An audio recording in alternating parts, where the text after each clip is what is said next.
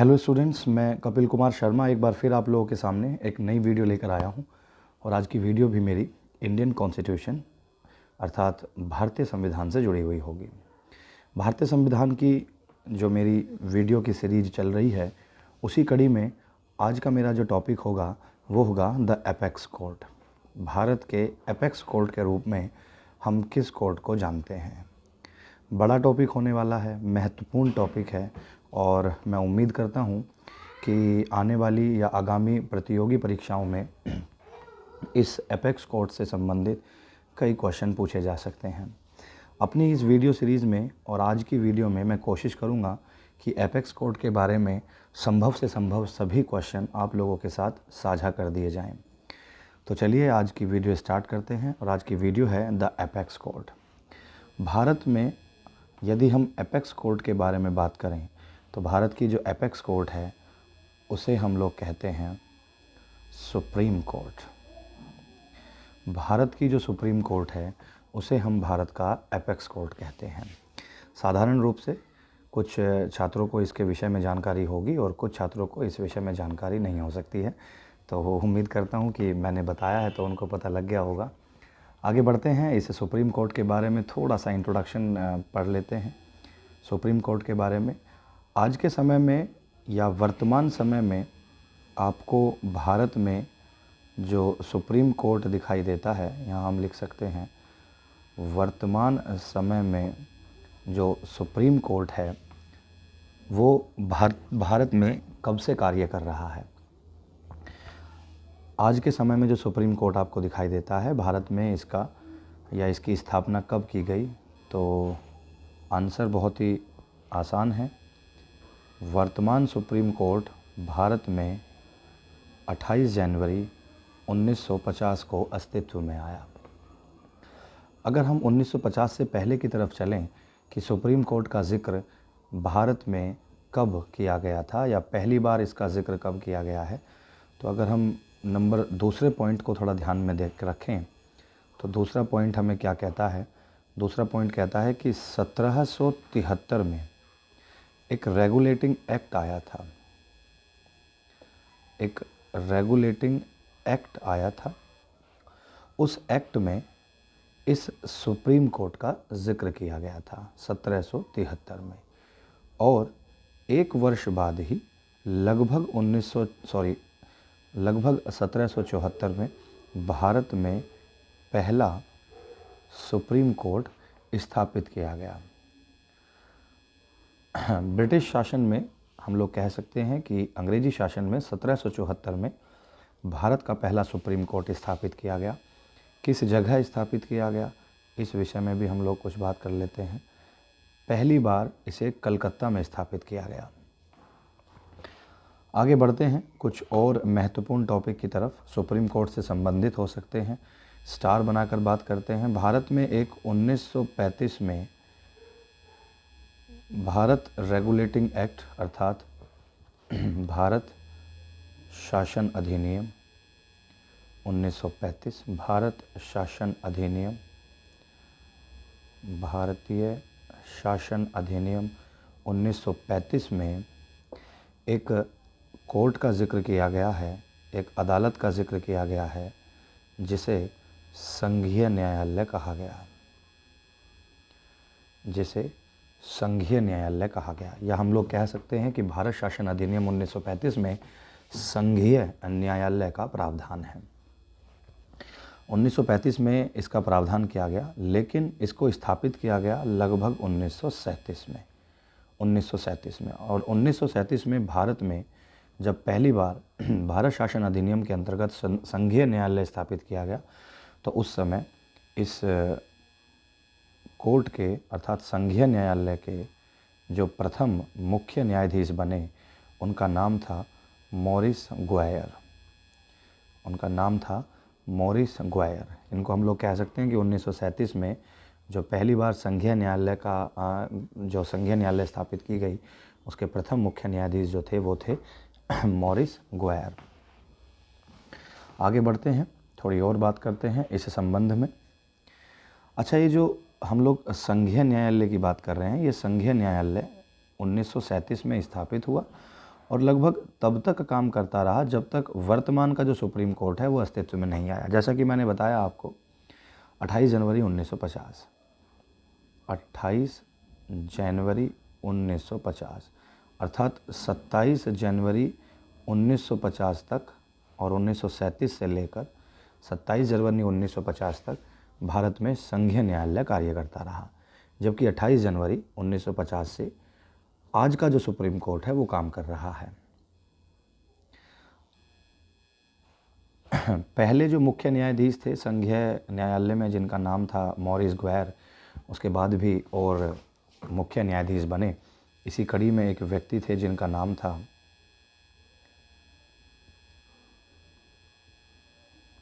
नाम था हरिलाल जे कानिया।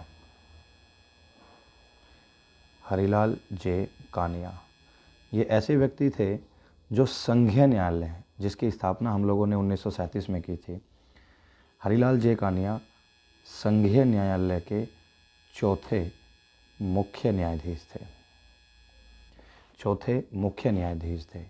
जबकि हरिलाल जे कानिया के बारे में अगर बात करें, जो वर्तमान का सुप्रीम कोर्ट है, जिसकी स्थापना मैंने कई बार जिक्र किया है 28 जनवरी 1950 को हुई थी, उसमें प्रथम मुख्य न्यायाधीश के रूप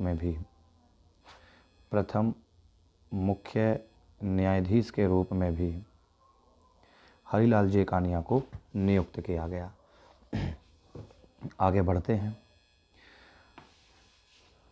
वर्तमान में जो सुप्रीम कोर्ट आपको दृश्य होता है या दिखाई देता है, उस सुप्रीम कोर्ट में आजकल मुख्य न्यायाधीश के अलावा और भी अन्य न्यायाधीश होते हैं, लेकिन जिसका जिक्र भारतीय संविधान के अनुच्छेद 124 में किया गया है। अर्थात अनुच्छेद 124 में कहा गया है कि भारत में एक सुप्रीम कोर्ट होगा। ये बात है अनुच्छेद 124 में। अनुच्छेद 124 के अनुसार भारत में एक सुप्रीम कोर्ट होगा। जिस समय सुप्रीम कोर्ट की स्थापना की गई थी, उस समय मुख्य न्यायाधीश और अन्य न्यायाधीश कितने थे? तो भारतीय संविधान के अनुसार सुप्रीम कोर्ट में 1+7 न्यायाधीशों की संख्या थी। 1 का मतलब है कि एक मुख्य न्यायाधीश और 7 अन्य न्यायाधीश थे भारतीय संविधान के मूल कॉपी में। इसके बाद आवश्यकता पड़ने के अनुसार धीरे धीरे मुख्य न्यायाधीश तो एक ही रहे, परंतु अन्य न्यायाधीशों की संख्या समय समय पर बढ़ा दी गई। और इस विषय में 1986 में, मैं ज़्यादा एक्सप्लेन नहीं करूँगा, 1986 तक हम लोग यहाँ इसको ऐसे लिख सकते हैं, 1986 तक ये संख्या 1+25 मतलब एक मुख्य न्यायाधीश और 25 जो है अन्य न्यायाधीश। और इसके बाद समय समय पर इसमें और बढ़ोतरी की गई, जबकि 2008 तक हम लोग भली भांति जानते हैं कि इसकी संख्या कितनी कर दी गई, 1+30 एक मुख्य न्यायाधीश और 30 अन्य न्यायाधीश। न्यायाधीशों की संख्या ये जो बढ़ाई जा रही है समय समय पर, कि मूल संविधान में इतने न्यायाधीश थे, 1986 तक इतने हो गए, 2008 तक इतने हो गए। ये जो न्यायाधीशों की संख्या में परिवर्तन किया जा रहा है, ये भी हम लोग अनुच्छेद 124 के अंतर्गत ही पढ़ते हैं। और अनुच्छेद 124 के अंतर्गत हम लोग ये पढ़ते हैं कि न्यायाधीश की संख्या में वृद्धि या कमी भारतीय संसद कर सकती है। अर्थात भारतीय संसद को न्यायाधीशों की संख्या में परिवर्तन करने का पूर्णतः अधिकार है। पॉइंट आप लोग नोट कर सकते हैं, ज़्यादा टिपिकल नहीं है, बहुत ही साधारण टॉपिक है। आगे बढ़ते हैं हम अपने पॉइंट को आगे लेके चलते हैं। हम लोग बात करते हैं अब अपने एक महत्वपूर्ण टॉपिक के बारे में, क्वालिफ़िकेशन की बात करते हैं, अर्थात न्यायाधीश की क्वालिफ़िकेशन या हम लोग योग्यता की बात करते हैं। महत्वपूर्ण टॉपिक है, थोड़ा ध्यान दीजिएगा। पहला पॉइंट क्या कहता है, भारतीय संविधान के अनुसार जो व्यक्ति सुप्रीम कोर्ट में न्यायाधीश बनेगा उसे कम से कम 5 वर्ष तक किसी भी हाई कोर्ट में, उसे कम से कम किसी भी हाई कोर्ट में 5 वर्ष का न्यायाधीश का अनुभव हो, अर्थात वो किसी भी हाई कोर्ट में न्यायाधीश के पद पर हो, और कितने वर्ष तक कम से कम होना चाहिए, वो 5 वर्ष तक होना चाहिए। ऐसा व्यक्ति सुप्रीम कोर्ट में न्यायाधीश बनने के योग्य होगा। अगर वो हाई कोर्ट में किसी में न्यायाधीश नहीं है तो लगभग 10 वर्षों तक किसी भी हाई कोर्ट में उसने अधिवक्ता के रूप में कार्य किया हो,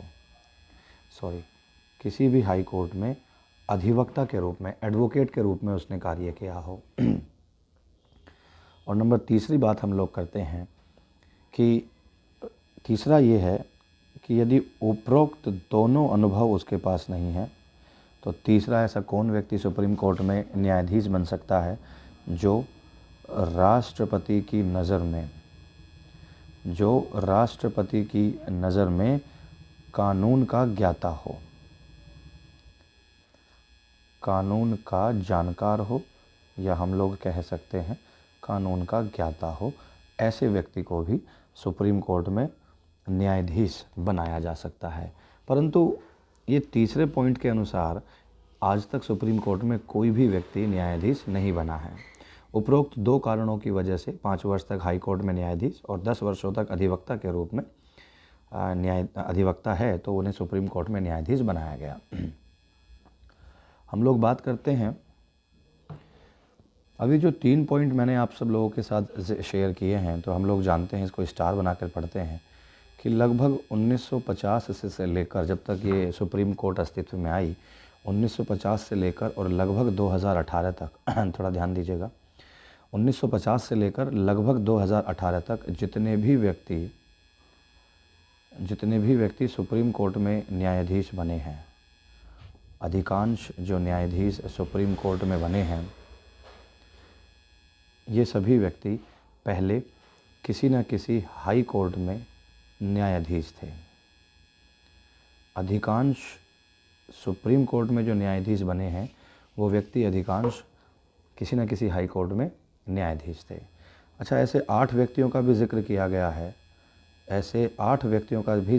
गया है, 1950 से लेकर वर्तमान समय में, जिनको अधिवक्ता के रूप से सीधे सुप्रीम कोर्ट में न्यायाधीश बनाया गया।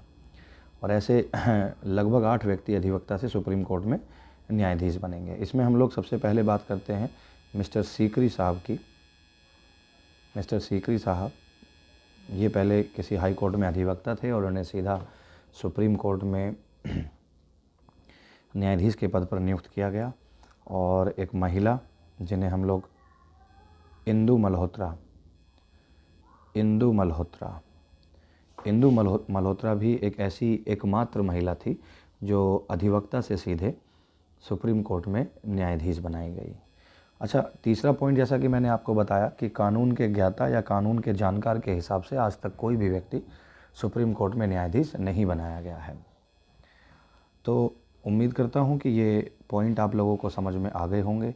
अब अपने अगले पॉइंट की तरफ चलते हैं। थोड़ा ध्यान दीजिएगा, अगला पॉइंट क्या कहता है कि सुप्रीम कोर्ट में न्यायाधीश की नियुक्ति कैसे होती है। तो हम लोग यहाँ बात कर लेते हैं नियुक्ति, appointment of justice in supreme court. तो नियुक्ति के संबंध में अनुच्छेद 124 में बताया गया है कि राष्ट्रपति जो है सुप्रीम कोर्ट के न्यायाधीश की नियुक्ति करेंगे।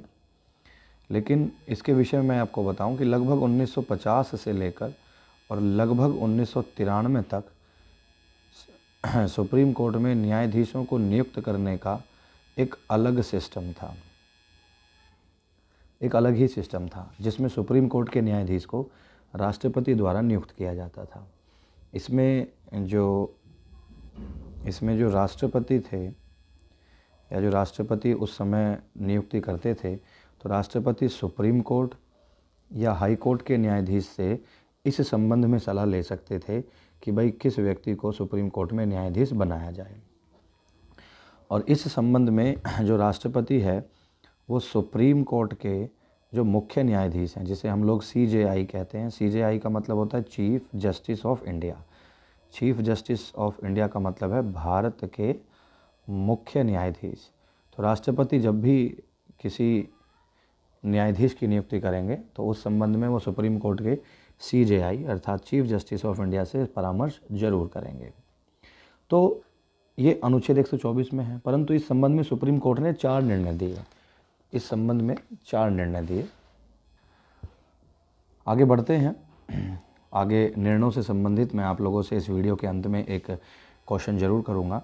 इस संबंध में अब आगे बढ़ते हैं और आगे बढ़ने के बाद आप लोगों से कुछ क्वेश्चन भी करेंगे।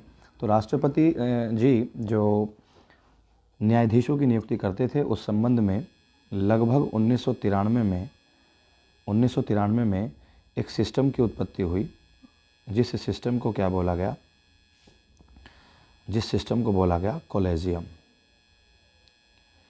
Collegium system. कॉलेजियम सिस्टम के द्वारा मुख्य न्यायाधीश और न्यायाधीशों की नियुक्ति किस तरीके से की जाएगी, इस संबंध में कुछ बात की गई है। तो कॉलेजियम एक ग्रुप है और इस ग्रुप के अंतर्गत ये बताया गया कि इस कॉलेजियम में 5 लोगों की एक टीम होगी। 5 लोगों की एक टीम होगी। किसमें? कॉलेजियम में 5 लोगों की एक टीम होगी। इस टीम के जो अध्यक्ष होंगे वो भारत के मुख्य न्यायाधीश होंगे, CJI chief justice of India. तो एक व्यक्ति तो अध्यक्ष हो गए और बाकी जो 4 लोग हैं वो सुप्रीम कोर्ट के वरिष्ठ न्यायाधीश होंगे। यहाँ लिख सकते हैं हम लोग। तो एक अध्यक्ष हो गए और इसमें हम लोग लिख सकते हैं 4 वरिष्ठ न्यायाधीश। 4 वरिष्ठ न्यायाधीश होंगे इस कॉलेजियम में। ये जो टीम है 5 लोगों की, ये 5 लोगों की टीम जिस व्यक्ति को सुप्रीम कोर्ट में जज बनाना है उस जज के नाम की सिफारिश करेंगे कि इस व्यक्ति को फला व्यक्ति को सुप्रीम कोर्ट में न्यायाधीश बना दिया जाए। और इसकी सिफारिश किससे की जाएगी? राष्ट्रपति जी से की जाएगी। राष्ट्रपति जी से की जाएगी। राष्ट्रपति या तो उस व्यक्ति को इनकी सिफारिश के आधार पर नियुक्त कर सकते हैं या राष्ट्रपति जी इनकी सिफारिश को वापस भेज सकते हैं कि इस पर एक बार पुनर्विचार कर लीजिए। पुनर्विचार के बाद यदि वही नाम दोबारा आता है तो कॉलेजियम के सिस्टम के अनुसार उस व्यक्ति को सुप्रीम कोर्ट में न्यायाधीश नियुक्त कर दिया जाता है। आगे बढ़ते हैं। इस कॉलेजियम के संबंध में यदि मैं कुछ बात करूं तो इस कॉलेजियम के संबंध में लगभग सन 2000 ईस्वी में एक संविधान समीक्षा आयोग का गठन किया गया था।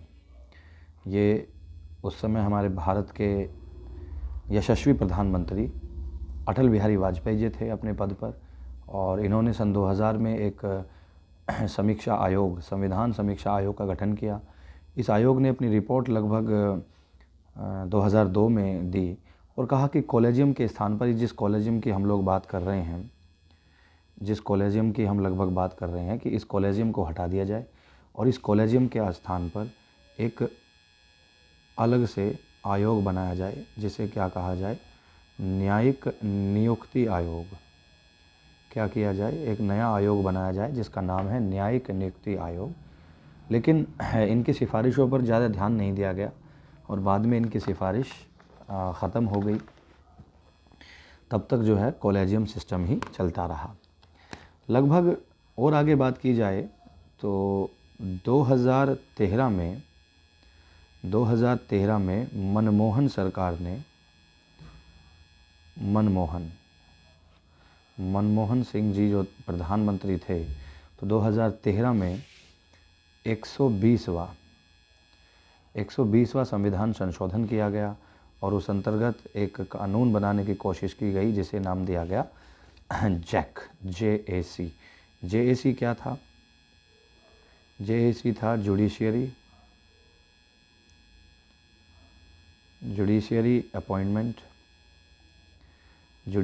Appointment commission. जैसे अभी मैंने ऊपर हिंदी में आपको बताया, न्यायिक नियुक्ति आयोग के स्थापना के संबंध में बात उठाई। अच्छा, ये जो बिल था ये राज्यसभा में तो पास हो गया था, ये राज्यसभा में तो पास हो गया था, परंतु लोकसभा में यह पास ना हो सका।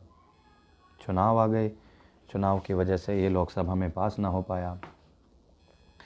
2013 के बाद लगभग 2014 में मोदी सरकार, मिस्टर नरेंद्र मोदी, देश के यशस्वी प्रधानमंत्री ने 121वां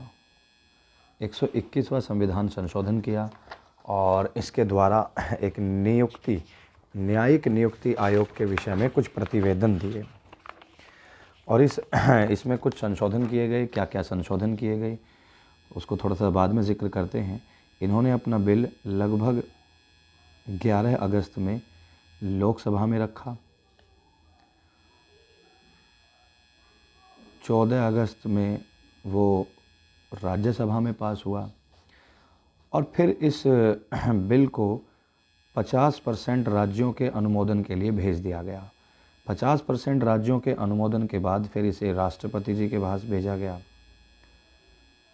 और राष्ट्रपति जी ने इस पर साइन कर इसको अपनी स्वीकृति दी और लगभग 1 जनवरी 2015 में यह जो एक्ट है वो पास हुआ, लगभग 99 संविधान संशोधन के द्वारा। ये जो 99 संविधान संशोधन है इसको कोर्ट में चैलेंज किया गया था और 99वां संविधान संशोधन सुप्रीम कोर्ट ने सिरे से खारिज कर दिया। ये 99वें संविधान संशोधन के विषय में थोड़ी सी जानकारी देना चाहूँगा कि जो 99वां संविधान संशोधन है इसमें 124A में एनजैक की बात की गई है। एनजैक नेशनल जुडिशरी अपॉइंटमेंट कमीशन, राष्ट्रीय न्यायिक नियुक्ति आयोग, 124B और लगभग 125C। ये एनजैक क्या है, अब थोड़ा सा हम एनजैक के ऊपर बात कर लेते हैं। एनजैक, जिसको मैंने आपको बताया, इसकी फुल फॉर्म एक बार लिख देते हैं, नेशनल जुडिशरी अपॉइंटमेंट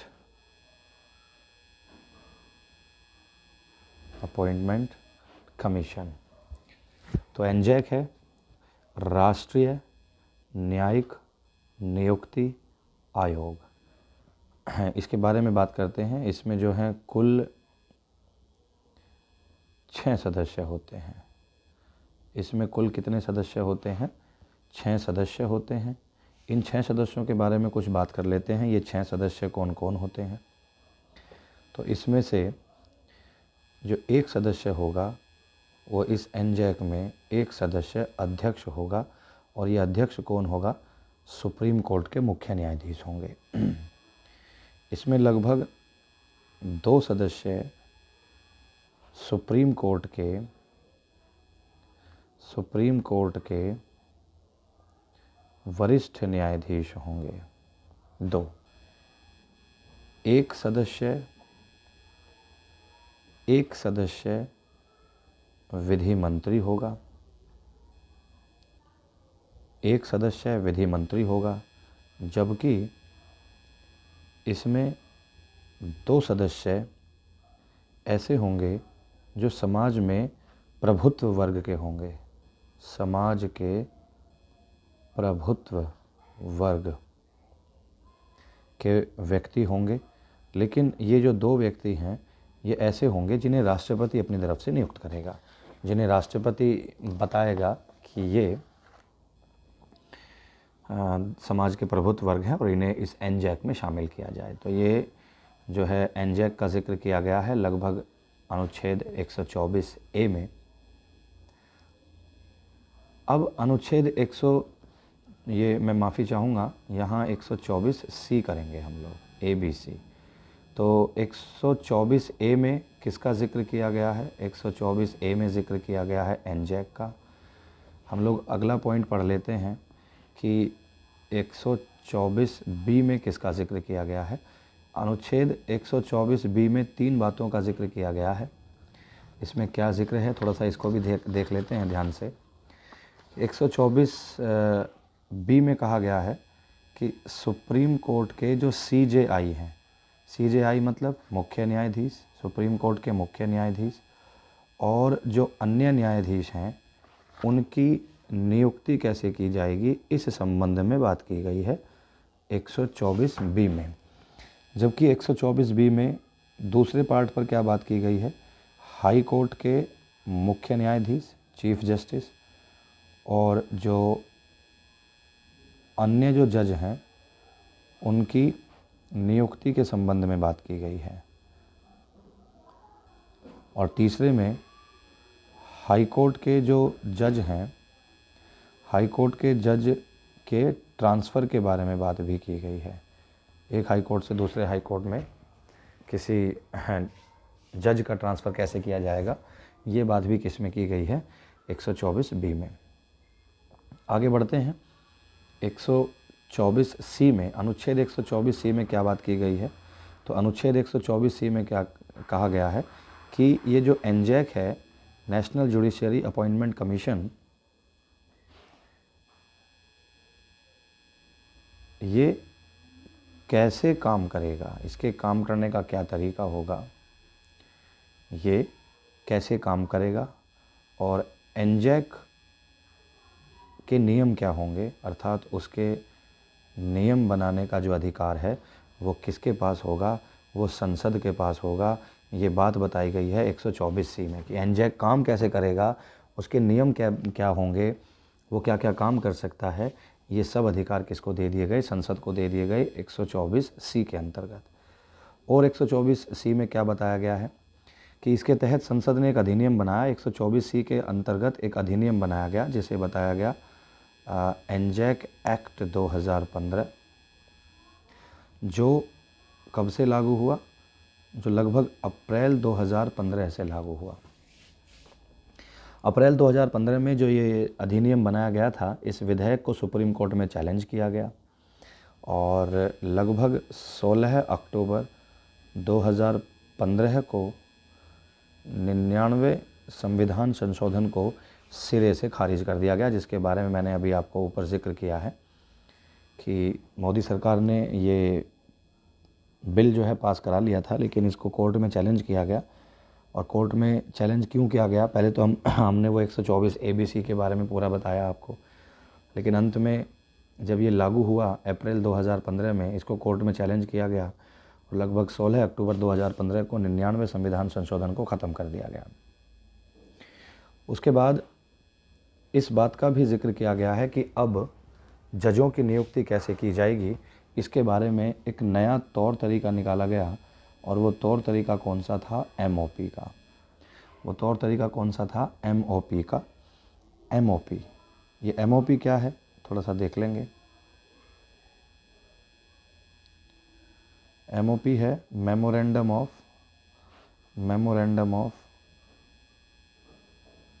प्रोसीजर।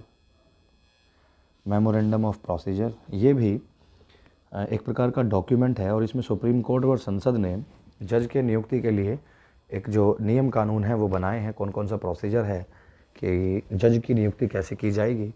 और MOP के विषय में मैं अपनी अगली वीडियो में ज़िक्र करूँगा, क्योंकि वीडियो ज़्यादा लंबी हो जाएगी। तो आज की जो मेरी जानकारी है वो आप सब लोगों के लिए पर्याप्त होगी। आशा करता हूँ कि आप सब लोगों को आज की वीडियो पसंद आई होगी और प्रार्थना करता हूँ कि इस वीडियो को लाइक कर दें, चैनल को सब्सक्राइब कर दें और वीडियो को अपने फ्रेंड सर्कल में शेयर कर दें।